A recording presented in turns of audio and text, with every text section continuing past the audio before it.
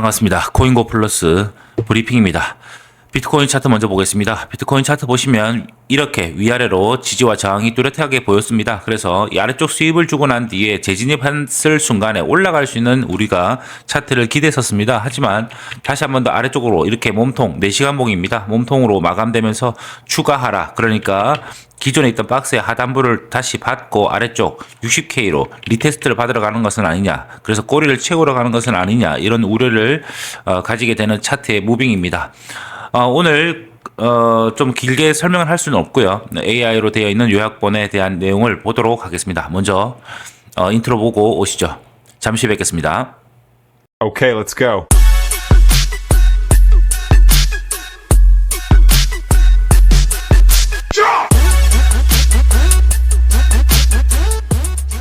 안녕하세요. 2026년 2월 12일입니다. 와, 보내주신 자료들을 보니까 지금 암호화폐 시장이 뭐랄까 그야말로 피바다네요. 비트코인이 200주 이동평균선, 그게 심리적 마지노선이었잖아요. 근데 그게 무너졌다고 하니까 다들 공포에 떨고 있는 것 같아요. 자료가 워낙 방대해서 오늘 딥다이브의 미션은 좀 명확하게 해야 할 것 같습니다. 이 극심한 변동성 속에서 무엇이 진짜 신호인지, 그리고 이 위기가 정말 크립토 윈터의 시작일지 아니면 새로운 기회일지 그 구조적인 함의를 파헤쳐보죠. 자, 그럼 한번 시작해볼까요? 네, 지금 시장의 패닉은 이게 단순히 누가 팔아서 생긴 게 아니거든요. 레버리지, 그러니까 빚내서 투자했던 포지션들이 연쇄적으로 강제 청산당하는 롱 캐스케이드 현상이 핵심입니다. 아, 도미노처럼 무너지는 거군요. 그렇죠. 여기에다가 예상보다 훨씬 강력하게 나온 미국 고용지표, 이것 때문에 금리가 오를 거라는 공포가 확 덮친 결과죠. 모든 자산 시장에서 돈이 빠져나가는 크로스 애셋 언와인딩이 발생하면서 안전자산인 금까지 폭락하는 좀 기이한 현상이 벌어진 겁니다. 그렇다면 가장 중요한 질문이 남네요. 이 하락, 이게 정말 끝없는 겨울의 시작일까요? 자료를 보면 시장을 보는 두 가지 시선이 아주 팽팽하게 맞서고 있더라고요. 맞습니다. 첫 번째는 역시 크립토 윈터를 경고하는 비관론이죠. 이 주장의 핵심은 과거 강세장을 이끌었던 4년 반감기 사이클이 이제는 깨졌다는 거예요. 아, 기관 투자자들이 들어오면서요? 네, 기관들이 들어오면서 반감기 효과를 미리 다 소진해버렸기 때문에 더 이상 상승 동력이 없다는 거죠. 기술적으로도 2022년 폭락장이랑 아주 비슷한 데드크로스 패턴이 나타나고 있고요. 정말 암울하게 들리네요. 근데 반대편 이야기는 완전히 다르잖아요. 여기서부터가 정말 흥미로워지는 것 같아요. 악관론인데요. 이들은 지금의 가격 붕괴를 거품이 꺼지고 오히려 내재 가치에 가까워지는 과정으로 보고 있어요. 핵심 근거가 두 가지가 있습니다. 그 근거가 궁금하네요. 첫째는 거시경제의 반전입니다. 겉보기엔 미국 고용이 탄탄해 보이지만 자료를 깊게 파보니까요. 과거 1년간의 고용 수치가 무려 86만 명이나 부풀려져서 하향 조정됐습니다. 잠깐만요. 86만 명이요? 와, 그건 어마어마한 숫자인데요? 네, 그쵸. 이게 뭘 의미하냐면 경제의 기초 체력이 우리가 생각했던 것보다 훨씬 약하다는 뜻이거든요. 아하, 그러면 결국 결국 하반기에는 금리를 인하할 수밖에 없다는 아주 강력한 신호로 볼 수 있는 겁니다. 그렇군요. 두 번째 근거는 뭔가요? 바로 진짜 돈의 유입입니다. 수십조 달러 규모의 미국 401k 퇴직연금 자금이 비트코인에 투자될 수 있는 길이 열렸어요. 401K요? 네, 전체의 딱 1%만 들어와도 87억 달러, 우리 돈으로 100조가 넘는 천문학적인 자금이 유입되는 겁니다. 와, 상상이 안 가는 액수네요. 그렇죠. 이미 고평가된 주식시장에서 빠져나온 유동성이 지금 가격 매력이 극대화된 암호화폐로 향할 수밖에 없는 그런 구조적 이유가 생긴 거죠. 비트코인만의 이야기는 아니죠. 이더리움과 리플도 각자의 방식으로 거대한 변화를 겪고 있더군요. 맞습니다. 이더리움은 창시자 비탈릭 부테린이 폭탄 선언을 하면서 아예 방향을 틀었죠.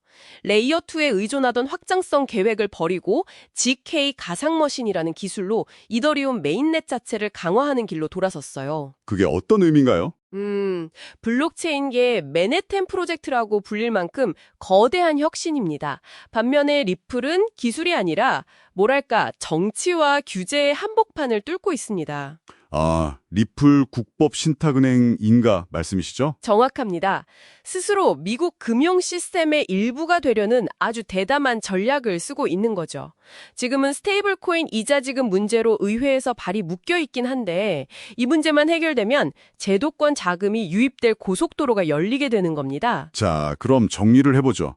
현재 시장은 단기적인 레버리지 청산과 거시경제 충격 때문에 극심한 고통을 겪고 있다.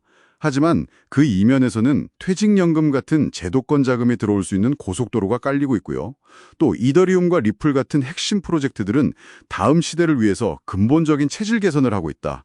어쩌면 개인 투자자의 투기 광풍이 끝나고 기관들의 정교한 자본 배분 모델이 시장의 새로운 규칙이 되는 과정에서 나타나는 그런 성장통으로 볼 수도 있겠네요.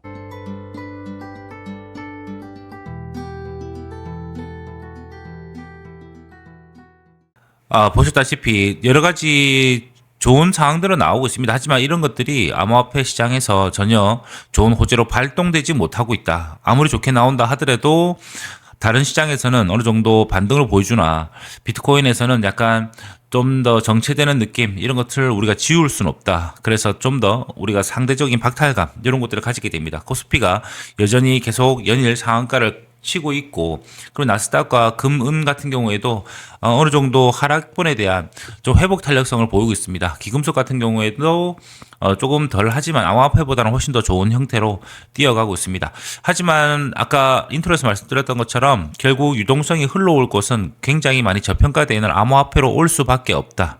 그리고 2026년에 준비되고 있는 구조적인 환경들 그리고 각 업계에서 준비하고 있는 여러 가지 계획들에 의해서 비트코인은 다시 한번 재종병 받게 될 것이다. 그리고 암호화폐 전체적으로 어제 잠깐 말씀드렸던 것처럼 비트코인과 시총 10위권에 있는 애들 제외한 나머지를 비트코인 가격으로 나눈 차트입니다. 그래서 아더스 차트라고 하는데요. 쉽게 보시면 2017년도에도 이런 하락으로 내려오던 이런 수렴 구간 뒤에 이렇게 상승하는 지점 그리고 다시 한번 더 쌍바닥을 찍어주고 다시 마지막에 이곳을 돌파하면서 이 정도의 구간은 있습니다. 이게 주요 구간 주요 알트들이 어느 정도 치고 나가는 뒤에 그 다음에 모든 알트들이 다 같이 올라갈 수 있는, 그러니까 알트의 불장이 되는 거겠죠. 마찬가지입니다. 지금 현재 구간도 이렇게 끝없이 내려와서 지금 마지막 이렇게 수입을 주고 이 하락 추세선을 돌파한 상황에 있습니다. 여러분들께서 보시다시피 굉장히 뭐랄까요? 1조 원 정도의 1조 원이 보시다시피 1조 달러가 순식간에 증발하는 이런 형태의 시장 이런 것들을 보면서 낙담하실 수 있는데요.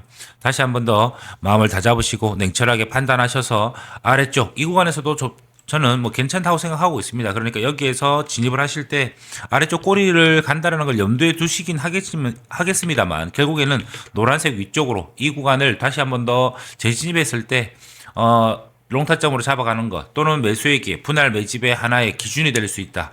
이렇게 보고 있겠습니다.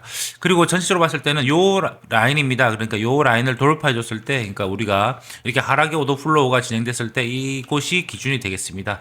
가격대로 봤을 때는 68K 정도 됩니다. 그래서 68K를 재도전해서 여기를 돌파해 주느냐, 15분봉으로라도 짧게 15분봉이라도 몸통을 마감해 주는 것을 보고 그 위로 도전하시는 보수적인 타점도 물론 좋게 보고 있겠습니다. 이 아래쪽 재진입하는 구간 66K에서도 충분히 도전할 수 있겠습니다. 그러면 저별하신다면 분할로 하셔서 좀 어느 정도 대응하실 수 있도록 하락 요도 플로우가 여전히 진행되고 있기 때문에 이 아래쪽에서 칼날을 받으시면 안 돼요. 그러니까 아래쪽에서 지지받고 올라오는 순간에 요 저점에서 잡는 방법을 선택하시기 바라겠습니다. 그러면 오늘도 성공적인 투자 되시고 공교롭게 13일 밤에 금요일입니다. 그리고 제가 부재 중인데요. 내일은 토요일날 그리고 일요일날 좀 더 긴 시간 라이브 하면서 여러분들과 소통하고 지금 우려되는 부분들 그다음 시장의 방향성 좀 더 면밀하게 살펴보도록 하겠습니다. 그러면 오늘도 좋은 하루 되시고 다음 브리핑에서 뵙도록 하겠습니다. 감사합니다.